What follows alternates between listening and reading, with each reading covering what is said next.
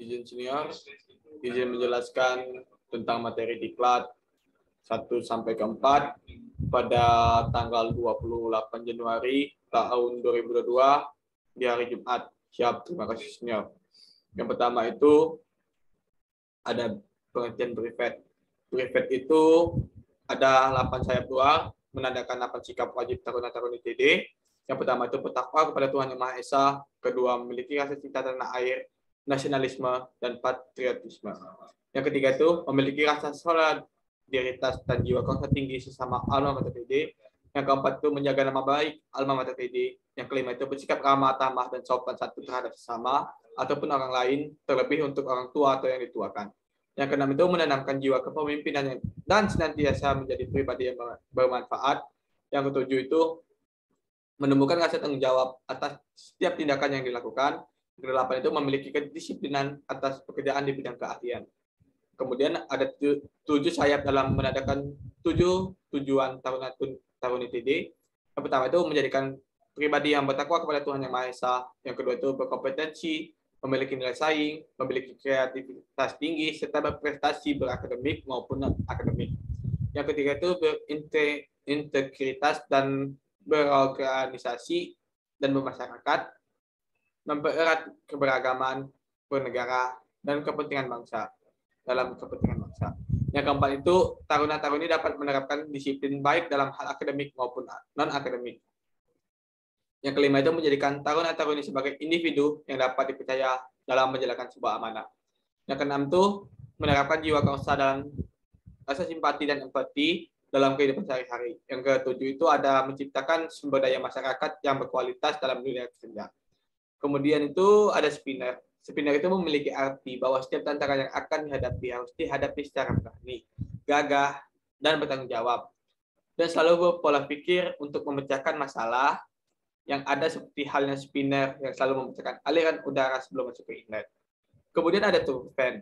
Turbofan itu mempunyai arti bahwa suatu kesuksesan membutuhkan sistem penggerak yang melalui berbagai proses untuk dapat memiliki dorongan sehingga terwujudnya setiap tujuan. Arti tulisan teknik Digantara. Teknik Digantara mempunyai arti menumbuhkan, mempersatukan, tidak membeda-bedakan nama teknik, termasuk dalam dunia penerbangan. Setinggi apapun taruna-taruni, teknik Digantara melangkah untuk meraih masa depannya dapat menjunjung tinggi nama alma mater TD, serta tetap peduli terhadap generasi. Kemudian untuk materi kedua, untuk materi selanjutnya itu ialah sejarah dari penerbangan. Sejarahnya itu ialah penemu pesawat terbang yang berperan penting atau berperan besar terhadap alat transportasi yang sangat penting di dunia, di mana pesawat terbang menjadi alat transportasi yang populer di masa ini dan menjadi pilihan ketika bepergian. Penemu pesawat terbang itu ada Abu Al-Qasim Abbas Ibn Wardas Al-Takurani pada tahun 875 Masehi. Yang kedua itu ada Leonardo da Vinci. Yang ketiga itu Wilbur Wright dan Orville Wright atau Wright bersaudara pada tahun 1900. Wright bersaudara itu berasal dari Amerika. Mereka kakak beradik. Secara umum mereka dihargai atas desain dan perancangan pesawat terbang efektif pertama dan membuat penerbangan terkendali pertama menggunakan pesawat terbang bermesin yang lebih berat di udara. Wright bersaudara memulai eksperimennya pada tahun 1900 sampai dengan 1903. Awal percobaannya Wright bersaudara menggunakan pesawat jenis glider. Kemudian Wright bersaudara itu melakukan percobaan pertama kali itu menggunakan pesawat sederhana buatan mereka sendiri yang diberi nama itu Wright Flyer pada tahun 1903. Penerbangan pertama mereka itu tidak sempurna. Namun percobaan terbang sukses mereka itu mereka mencoba untuk menerbangkan pesawat itu sebanyak 4 kali. Dan percobaan yang keempat itu baru berhasil. Mereka menggunakan bahannya itu menggunakan dari pohon cemara dan mesinnya berkekuatan 12 tenaga kuda.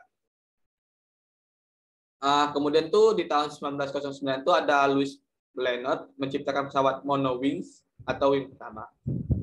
Di tahun 1910 juga ada yang menciptakan pesawat monowing, yaitu Hugo Junkers yang diberi nama J1. Kemudian secara singkat penerbangan Indonesia itu pada tahun 1960 Indonesia membentuk lembaga persiapan industri penerbangan atau LAPIP sebagai lembaga yang mampu berbicara lebih dalam dunia kedirgantaraan. Pada perkembangan LAPIP diubah namanya menjadi Lembaga Industri Penerbangan Nutanio atau LIPNUR untuk menghormati jasa-jasa Nutanio Frigoadisurjo. Kemudian pada tahun 1976 IPTN hadir dan mengambil alih semua fasilitas kedirgantaraan Indonesia termasuk LIPNUR pada saat itu. Pada zaman pemerintahan Orde Baru, IPTN mendapatkan kucuran dana dan fasilitas yang besar dari pemerintah untuk mengembangkan dunia kedirgantaraan di Indonesia agar mampu berbicara lebih di tingkat dunia. Pesawat yang diciptakan itu ada N250 dan N230. Kemudian pada zaman Orde Baru, IPTN melalui pemerintahan juga mengirimkan beberapa anak muda ke luar negeri untuk menyerap atau mempelajari tentang dunia perakitan dan pembuatan pesawat terbang. Salah satu anak yang dikirim ke luar negeri itu ialah Bapak B.J. Habibie. Kemudian IPTN pun berubah nama menjadi PT Dirgantara Indonesia atau PTDI.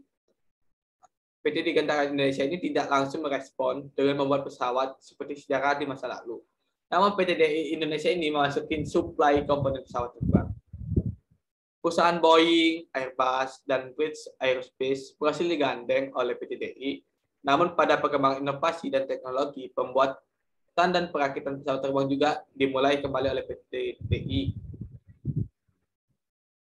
Kemudian untuk materi ketiga itu ialah main komponen pesawat terbang. Main komponen pesawat terbang itu ada definisinya. Definisinya itu yaitu teknik penerbangan.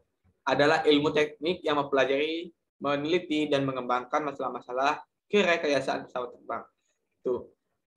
Nah, penerbangan itu ada dua, yaitu penerbangan udara dan penerbangan antariksa. Penerbangan udara itu disebut juga aeronautics, dan penerbangan antariksa itu disebut juga astronautics. Kemudian, kenapa pesawat bisa terbang? Pesawat bisa terbang itu akan 4 gaya. Pertama itu ada wing, berat. Yang kedua itu ada thrust, dorong. Yang ketiga itu ada drag, hambat. Yang keempat itu ada lift, angkat. Kemudian itu ada main komponen pesawat terbang. Nah, komponen pesawat terbang itu ada wing, fuselage, landing gear, flight control, engine, dan empennage. Untuk wings adalah bagian pesawat yang berfungsi untuk menghasilkan gaya angkat pada pesawat. Wings pada pesawat terbang membentuk airfoil yang mengandung hukum Bernoulli, di mana tekanan berbanding terbalik dengan kecepatan. Kemudian bagian-bagian airfoil, yang pertama itu ada landing edge, adalah bagian yang paling depan di sebuah airfoil. Yang kedua itu trailing edge, adalah bagian yang paling belakang di sebuah airfoil. Yang ketiga itu ada chamberline, adalah garis yang membagi sama besar antara permukaan atas dan permukaan bawah dari airfoil main chamberline. Yang keempat itu ada chord line, adalah garis lurus yang menghubungkan landing edge dan trailing edge. Yang ketiga itu chord C, adalah jarak antara landing edge dan trailing edge. Yang keenam itu maximum chamber, adalah jarak maksimum antara main chamberline dan chord line. Posisi posisi maksimum chamber diukur dari landing edge dalam bentuk presentasi chord. Yang ketujuh itu ada maximum thickness, adalah jarak maksimum antara permukaan atas dan permukaan bawah airfoil yang juga diukur tegak lurus terhadap cockpit. Kemudian ada bagian-bagian wings. Yang pertama itu ada wing tips, yang kedua itu ada aileron, yang ketiga itu ada fake track fairing, yang 4 itu ada slide, yang kelima itu ada flap, yang keenam itu ada spoiler. Kemudian untuk materi keempat itu melanjutkan tentang main komponen pesawat terbang. Ada yang pertama itu ada fuselage. Fuselage adalah bagian badan utama sebuah pesawat di mana awak pesawat, penumpang atau kargo ditempatkan.